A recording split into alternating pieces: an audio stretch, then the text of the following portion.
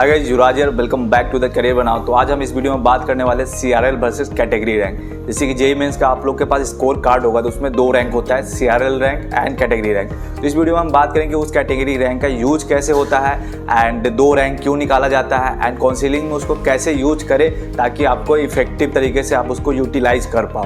तो वो सारी चीज़ें डिस्कस करेंगे। तो सबसे पहले बात करते हैं कि रैंक डिसाइड कैसे होता है। तो रैंक डिसाइड करने के लिए जैसे जितने टोटल बच्चे होते हैं, जैसे कि जेईई मेंस में इस बार दोनों सेशन मिला के टोटल लगभग 14 लाख बच्चे उसमें पार्टिसिपेट किए हैं, तो उनका पूरा एक परसेंटाइल बनता है। उसके बाद परसेंटाइल के हिसाब से आपका रैंक डिसाइड होता है। जैसे कि जिसका सबसे ज़्यादा परसेंटाइल आया है उसका रैंक 1, फिर 2, 3 एंड अगर आपके जस्ट सपोज कि आपके अगर 50 रैंक है तो इसका मतलब है कि 49 स्टूडेंट आपसे आगे है। तो उसी तरह से रैंक डिसाइड होता है। तो सीआरएल जो रैंक होता है वो सेंट्रल रैंक लिस्ट होता है, उसमें कि टोटल ओवरऑल बच्चों के बीच में रैंक अपना एनटीए वो निकाल के आपको देती है। जैसे कि आपके 20,000 रैंक है तो वो पूरा बच्चों को मिला के है। एंड कैटेगरी रैंक निकलता है तो वो जैसे कि मतलब OBC, EWS and SC ST का रिजर्वेशन जो होता है, जैसे कि जनरल अगर रिजर्वेशन का देखें तो ओबीसी को 27% रिजर्वेशन होता है, एससी को 15% एंड एसटी को 7.5% एंड एडिशनली इधर ईडब्ल्यूएस को भी यहाँ पे 10% रिजर्वेशन दिया जाता है। तो जो कैटेगरी रैंक जो निकलता है वो इन रिजर्वेशन में जितने स्टूडेंट होते हैं उनके बेसिस पे निकलता है। जस्ट सपोज कि एनटीए जैसे कि इस बार 100 बच्चों ने जेईई मेंस में पार्टिसिपेट किया, ठीक। तो उसमें से मान ले कि 30 बच्चे हैं जो ओबीसी से हैं। ओबीसी का जो एक कैटेगरी रैंक होगा उसमें ओबीसी के जो 30 बच्चे हैं उनके अनुसार उनका रैंक लिस्ट होगा। जैसे कि रैंक 1 किसका होगा तो उसमें ओबीसी में देखा जाएगा कि ओबीसी के जो 30 बच्चे हैं उनके बीच में उन 30 बच्चों में सबसे ज़्यादा मार्क्स या परसेंटाइल किसके हैं, उस हिसाब से उसका रैंक 1 दिया जाएगा। तो इस तरह से category rank same ST SC का भी होता है एंड आपका जो ईडब्ल्यूएस भी है। एंड उसके बाद भी और भी रैंक होते हैं, जैसे पीडब्ल्यूडी हो गया एंड और बहुत सारे जो काउंसिलिंग होते हैं स्टेट लेवल का, उसमें भी अलग से उनका रैंक लिस्ट निकलता है। तो उसमें जैसे कि आ जाता है डिफेंस कैटेगरी का रैंक निकल जाता है, पीडब्ल्यूडी का निकल जाता है, और भी बहुत तरह के जैसे कश्मीरी माइग्रेंट है उनके अलग से एक रैंक वगैरह निकलता है, जैसे बहुत सारे अलग अलग काउंसिलिंग में। तो मेनली जनरल रहता है, mainly general SC ST OBC और ईडब्ल्यूएस, इसी में कैटेगरी रैंक निकलता है जनरली। जो आपके पास अगर स्कोर कार्ड होगा ही जेईई मेंस का तो उसमें आप देख सकते हैं। अब बात करते हैं कि इसका बहुत ज़्यादा यूटिलाइजेशन है एंड स्टूडेंट बहुत कंफ्यूज भी हो जाते हैं कि कुछ स्टूडेंट से बात होती है तो वो कहते हैं कि उनके तो सीआरएल रैंक में 20,000 है, जैसे जेईई मेंस में जस्ट सपोज कि ओबीसी से वो है एंड उनके 10,000 रैंक आ गए। तो उस हिसाब से वो कटअप देखते हैं तो कहते हैं कि मेरे तो 10,000 में आराम से मिल जाएंगे।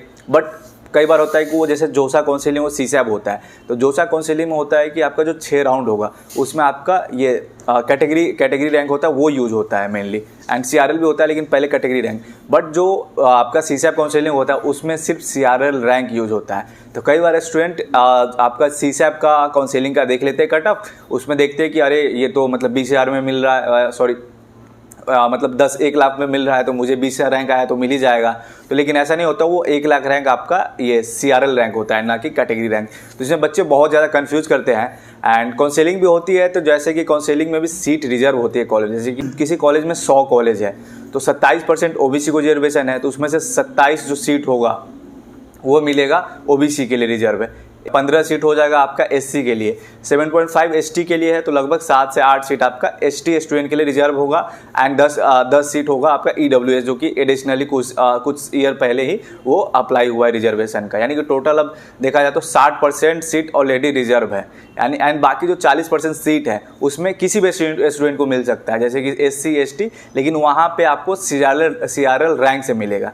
तो काउंसिलिंग ऐसा होता है कि सबसे पहले आपका जो कैटेगरी रैंक है उसके अनुसार देखा जाता है कि उससे आपको सीट मिल रहा है कि नहीं।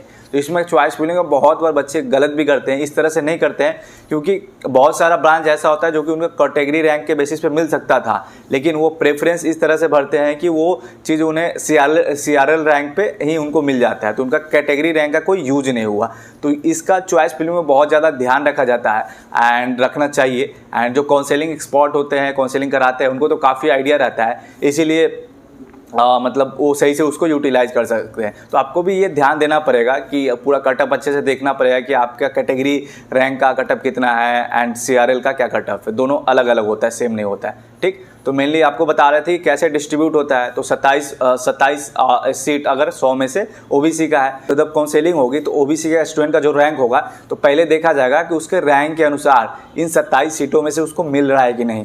अगर मिल रहा होगा तो पहले उसको उस 27 सीट में से एक सीट दे दिया जाएगा, ठीक। उसके बाद वहाँ से नहीं मिल रहा होगा तो फिर उसका सीआरएल रैंक से देखा जाएगा कि सीआरएल रैंक से मिल रहा है कि नहीं। और सीआरएल रैंक से कौन सा सीट, तो सीआरएल रैंक से जो बाकी 40 सीट बचे हैं, जब बताया ना कि 60 सीट 100 में से रिजर्व हो गए तो 40 सीट बचे हैं, तो उसके लिए सीआरएल रैंक से उन 40 सीटों में से आपको मैच करके वहाँ पर मिल सकता है। तो इस तरह से पूरा काउंसलिंग प्रोसीजर होता है। आई होप कि आपको बहुत अच्छे से क्लियरली समझ आ गया होगा।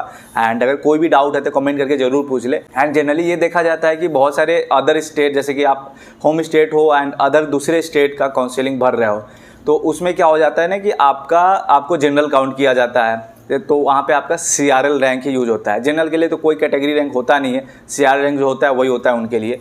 तो आपको जब जो भी अदर स्टेट का काउंसलिंग होता है उसमें जनरल के लिए होता है एंड उसमें बहुत सारे रिजर्वेशन जैसे रहते हैं कि बाहर के स्टूडेंट के लिए 15% सीट ही रिजर्व है, तो आपका उसी में कंपटीशन होता है। जो 15% सीट है उसी के लिए, जो बाहर के स्टूडेंट है उनके लिए। तो इस तरह से बहुत ज़्यादा रिजर्वेशन रहते हैं, अलग अलग काउंसलिंग का अलग अलग प्रोसीजर रहता है। एंड आपको अगर काउंसलिंग करना है तो बहुत ज़्यादा रिसर्च करना पड़ेगा।